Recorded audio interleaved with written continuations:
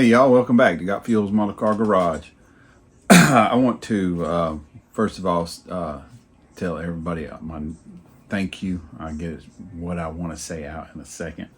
Thank you to all my subscribers. I've picked up I don't know, 30 or so in the last week. I really appreciate all my new subscribers, all my old ones, all my dedicated subscribers. And we are knocking on the door of 1,000. We're about that far away, that far. It's feeling pretty good to get to that point. I'm going to show you an update on the USACC, United Scale Automotive Content Creators build off. And I want to say one more thing. I forgot to mention when I got home this past weekend when getting back from Acme, and I can't believe I forgot to mention it, but we had someone show up that we didn't know was coming. At least I didn't, and that's Mr. Leadhead, Jimmy Ledford.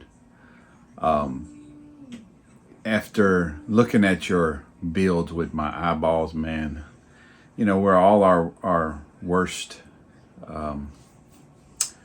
adversaries. They're our worst. We critique our builds more than anybody else, but man, you got to stop. You're a freaking amazing builder, dude. That Pro Street GTO was freaking off the chain. You were definitely one of those that was way up there in the top of the builders list as far as I'm concerned. You know, one of those that could possibly have a build up there on that stage. So, you know, quit putting yourself down, man. You're a badass builder. So with that being said, we're going to turn the camera around and I'm going to show you what we've been getting done on the GTX. All right, we're turned around here. First of all, I want to show you what we got here. I started mocking up with that fuel injected Hemi, and it doesn't, I don't have a lot of room to do anything here to add to make headers or anything. It's really tight. I didn't print a transmission either. I forgot to. Didn't get one from him either. So I've decided I am going to save this for another day. I will I'm considering using it in a hot rod build one day. That's my thought. I've been wanting to do a hot rod build for a while and I haven't. So I'm starting assembly on the engine. Been trying to clean it up. A couple thoughts here that I wanted to share with y'all. Excuse my mess. Of course, my bench is always a mess. Just a little food for thought. Yeah, this is a really old kit. Surprisingly, there's not a lot of flash, but to start off with, the seats, they don't line up very well side to side. There's one side overhangs on the front, one side overhangs on the back, so I've got some sprue glue on there and try to smooth that out. The seat rest, the head rests don't line up the best. I don't know if I'm gonna try to just make them nice and clean. I haven't decided. All I decided to do was it'd be easier just to make sure I got that center part lined up really well. So just, you know, just little things like that right now to keep in mind. I'm trying to lower it a little bit, and I want to show you what I did wrong. So if in the future, if anybody decides to do this with any kit, they know. Went back to what Fred Henry showed us when he was doing the Pro Street group build and how he got the rear end to lower down. I knocked the mount points off.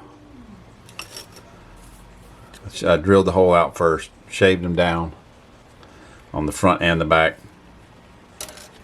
So yeah, I mean, that's a perfect fit, but I screwed up is what you need to do is get you a measurement somewhere from here to here first.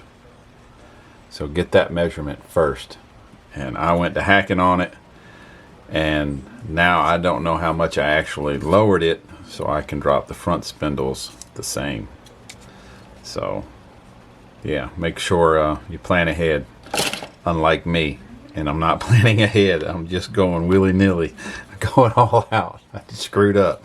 I'll have to eyeball it, and I'll probably, because this is the spindles here on this kit.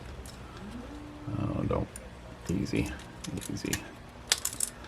So the spindles here, I would normally just cut the spindle off flush right here and move the spindle up, but being there's nowhere to move it, I'm going to have to essentially do that in final assembly, where I have this in and glued in place. I'll have to nip those off, sand me down some nice clean styrene, and then reattach it up into the A-arm somewhere. I'll have to figure that out as I go, but maybe it would be difficult to paint this separate for sure. I don't really know. I don't know yet. What I got to do is get wheels and tires first. I printed off a set, got a set from Miguel. These are Mopar Rallies, and those are quite nice. They have beauty rings with them, and I don't know if I'm going to use the beauty ring or not. I'm not fully committed. And the center caps, oh, the center cap is in that one, so the center caps are open somewhat where you can actually see the lug. So that's pretty cool. It's different for sure. Most of them you can't. It's just that I know that at least the kit ones are a solid piece of chrome. And you probably hear the printer in the background.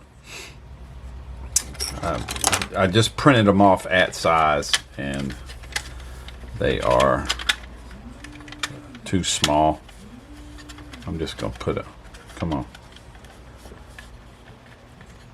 just gonna put the tire in there. So it's too small,